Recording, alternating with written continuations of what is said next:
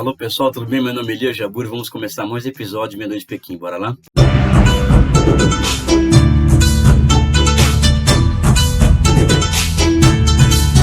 Aquela grande enquete que nós fizemos no Twitter, nós levantamos uma série de temas para serem tratados aqui no Meia Noite de Pequim. Uma delas que me chamou a atenção, porque é um tema que nós não sei por que não havíamos tratado anteriormente, mas que é um tema que é fundamental de ser tratado, porque nesse tema reside uma série de incompreensões e a partir dela surge uma série de fake news sobre a China, é de como que a China lida com as redes sociais. Então, a primeira coisa que aparece, né? Na China é proibido ter Facebook, na China é proibido ter Google, na China é proibido ter Gmail, na China é proibido o Twitter, ou seja... Passa essa imagem de que os chineses não querem que os seus cidadãos comuns tenham acesso a informações de fontes ocidentais, né?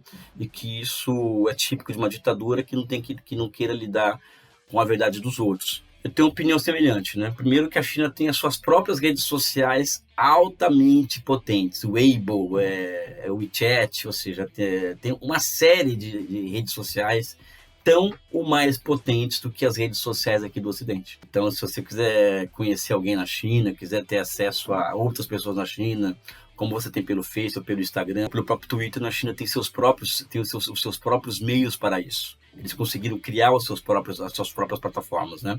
Então, acho que esse é um ponto que é fundamental, mas não é também o ponto fundamental. O grande ponto fundamental que nós falamos em redes sociais é que as redes sociais, eu não sou especialista no assunto, né? A gente estuda para falar do vídeo e tal, mas tem gente muito mais capaz, como a Manuela Dávila, por exemplo, que é uma cientista dessa área, né?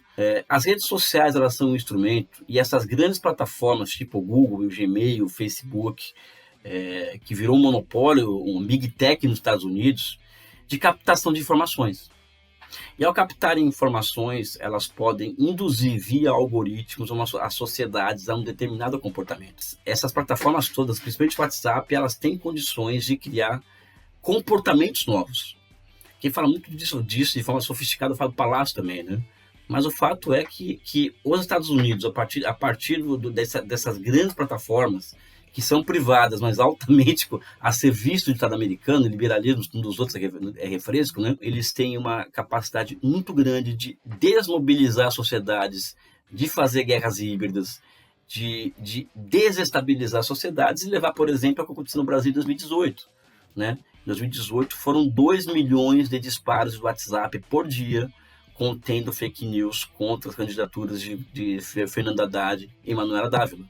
Manuela Dávila, ela é a pessoa que mais é vítima de fake news no Brasil, né? Isso tudo fruto de um grande esquema, que não é uma teoria da conspiração, isso é fato, de um grande esquema que envolve o papel político das big techs norte-americanas no controle e na disseminação de informações pelo mundo, de forma que eles têm um controle de como vai e como vem a informação a partir dos desígnios de tal sociedade, né?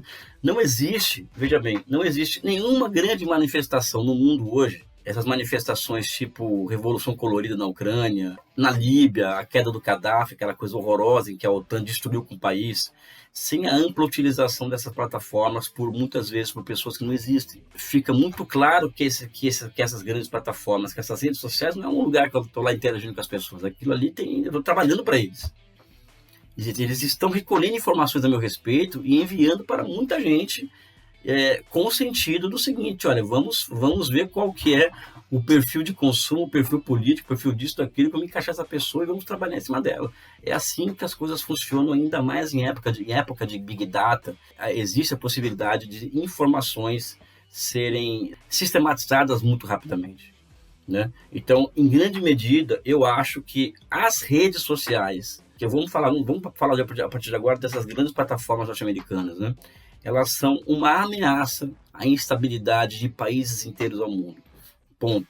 Vamos falar da China, né? As pessoas, quando falam da China nesse aspecto, elas caem naquela velha história kantiana da separação da liberdade formal e da liberdade real. Ou seja, existe essa separação que Hegel supera e que Marx supera. Ou seja, não existe separação entre liberdade individual e coletiva, né? O que existe é a liberdade. E mesmo, por exemplo, o Hegel dizia o povo poderá ser somente livre sob o regime autoritário. Muitas vezes o regime de força, quando eu falo de força, é uma ditadura, né? Não é no sentido da opressão em si, mas um regime de força que não se curve diante do hegemon internacional e que tenha coragem de fazer o que tem que ser feito às custas da própria imagem no mundo, né? Talvez somente um regime desse é capaz de dar liberdade para as outras pessoas. Eu me pergunto, por que a China tem que colocar a sua segurança nacional em perigo, né, em nome das chamadas liberdades individuais das pessoas poderem escolher as suas plataformas e tal,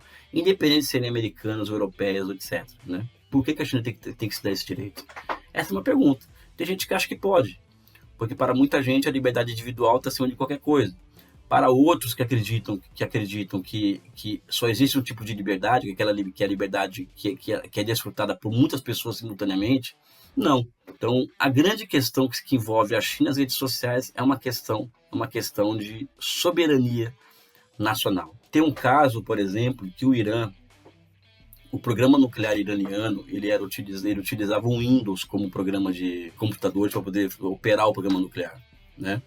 E como ele é um hardware norte-americano, eles conseguiram implodir através da programação desse programa do Windows boa parte do programa nuclear iraniano a partir disso daí, né? Então fica mais esse exemplo. O exemplo do Brasil, né? Hoje existe do Brasil das eleições de 2018 e antes disso, desde as manifestações de 2013, né? Ou seja, aquela questão que envolveu os 20 centavos acabou nos custando pré-sal, né, meus amigos? Custou um retorno do Brasil praticamente da idade da pedra e custou uma mudança de acumulação capitalista no Brasil. Ou seja, o Brasil hoje é um país que eu chamaria a ditadura da mais-valia absoluta. Por que a China deveria se colocar em risco, né, diante de um mundo tão perigoso, diante de um mundo em que existem guerras por procuração, diante de um mundo em que esse tipo de instrumentos eles substituem as armas, ou seja, esses instrumentos desmoralizam completamente uma sociedade, esses instrumentos conseguem levar uma sociedade a ficar de joelhos diante das ameaças externas, né? E a questão que fica é por que a China deveria ter o mesmo destino. Os países socialistas, por exemplo, na década no século XX, né? Depois abriram os arquivos de Moscou, depois souberam o que aconteceu naquelas regiões, e dentro, por exemplo, da União Soviética, no final da década de 80, tinha mais de 200 mil agentes da CIA operando ali dentro, né? Então, o mundo, pessoal, eu falo isso nos lugares que eu falo, o mundo não é uma brincadeira. Né? O mundo não é um play, não é uma brincadeira, o mundo é muito difícil. Vejam vocês, por exemplo, como as Big Techs entraram com tudo na propaganda de guerra com relação ao conflito na Ucrânia. Né? Ou seja, as Big Techs elas passaram a jogar um papel preponderante na formação de uma subjetividade aqui no Ocidente contra a Rússia. E essas Big Techs também jogam um papel intenso, por exemplo, intenso, na construção de uma subjetividade anti-China. Como eu disse aqui, né, você abre o jornal, né, que você vê que a China é um país perigoso, né, porque é um país expansionista, é perigoso, quando na verdade você não vê nenhum porta-avião chinês andando pelo Golfo do México, enfim, é a distorção da verdade absurdamente ocorrendo aqui no Ocidente. Mas para fins do tema colocado aqui, a questão não é ser favorável ao controle das redes sociais. Eu acho que os chineses deram um passo fundamental nesse aspecto, que é estatizar os algoritmos, ou seja, os algoritmos hoje na China são propriedade de Estado. Isso diminui muito as margens para o surgimento e a disseminação de fake news. Isso é algo que o Ocidente não consegue fazer de jeito nenhum, ao mesmo tempo que a China consegue ter plataformas, redes sociais mais interessantes, mais potentes e mais criativas que os americanos, por exemplo, né? Então fica essa questão, ou seja, o socialismo ele é um sistema social novo e ele é um sistema social que é cercado pelo capitalismo. E o capitalismo vai tentar o tempo inteiro desestabilizar as experiências socialistas, e não somente as experiências socialistas, as experiências de projetos nacionais autônomos. Né? E hoje, a principal forma de desestabilização dessas experiências socialistas ou de projetos nacionais autônomos é a utilização massiva de instrumentos de guerra híbrida, a começar, por exemplo, pelo papel do WhatsApp na disseminação de fake news, falsas informações, etc. Eu acho que a China tem que se dar esse direito. Né? No século XX foi muito foi muito sugestivo e foi muito pedagógico nesse sentido. Eu vou ficar por aqui, com um forte abraço e um beijo no coração de vocês.